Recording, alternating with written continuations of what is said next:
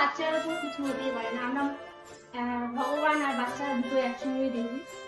তো ওই বাচ্চাটার কথা শুনে আমার খুব আমি এরকম সমস্যা আরো শুনেছি। যখন আমার মেয়েকে নিয়ে আমি হসপিটালে ভর্তি ছিলাম তখন আমি এই সমস্যাটা অনেক শুনেছি, দেখেছিও একটা বাচ্চাকে। কিন্তু আজকে ফার্স্ট টাইম আমার বাড়িতে এসে এই দিদি বলবো যে দিদি বাচ্চার এই এই সমস্যা।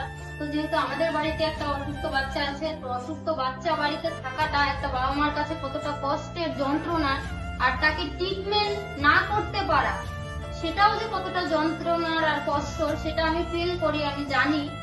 তো এটাই বলবো যে দিদি ভাইয়ের পাশে থেকো। পলি দি ভাই, সুস্মিতা দি ভাই এত ভালো মনের মানুষ, আর দাদা ভাইরাও, মানে কি বলবো, আর বলার মতো কোনো ভাষা নেই। তো চলো দেখো আজকে আমরা কি কি করলাম, পুরো ভিডিওটা দেখো, আশা করি তোমাদের খুব ভালো লাগবে। অন্ধকার দেখো আমরা সবাই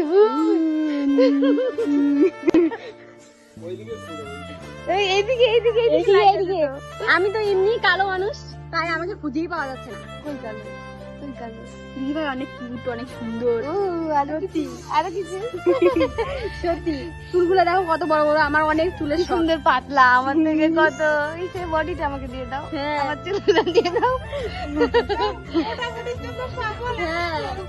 না না, আমার এরকম পাতলা হইলে ঠিক আছে। আমার যখন এই হাড্ডিগুলো বের হওয়া ছিল না, তখন আমি মনে ভাবতাম যদি একটু মোটা হই কত সুন্দর লাগতো। আমি ভাবি যদি আমি আগের মধ্যে পাতলা হইতে পারতাম, 50 কেজি ওজনে আসতে পারতাম। প্লিজ দিদি ভাইকে সবাই একটু আমার চ্যানেলের পাশে থেকো, আমি যে ভিডিওগুলো দেবো একটু একটু ধৈর্য সহকারে একটু ভিডিওগুলো দেখো, আশা করি তোমাদের ভালো লাগবে। দিদি যেন খুব তাড়াতাড়ি এগিয়ে যেতে পারে আর দিদি বাচ্চাকে ট্রিটমেন্ট করতে পারে। একটা ছোট্ট ফুটফুটে বাচ্চা, সে পৃথিবীতে আসছে হাসতে খেলছে, তো সেই বাচ্চাটা এত বড় একটা দুর্ঘটনা, এটা কোনো বাবা মাই মেনে নিতে পারে না, কোনো মানে ওটা হতেই পারে না, মানে ওটা ভাবলেই কেমন যেন আসে, কোনো কথাই আসে না। ওকে দেখে মানে আরো বেশি খারাপ লাগে। যখন শুনেছি এরকম সমস্যা তখন ভীষণ খারাপ লাগছিল।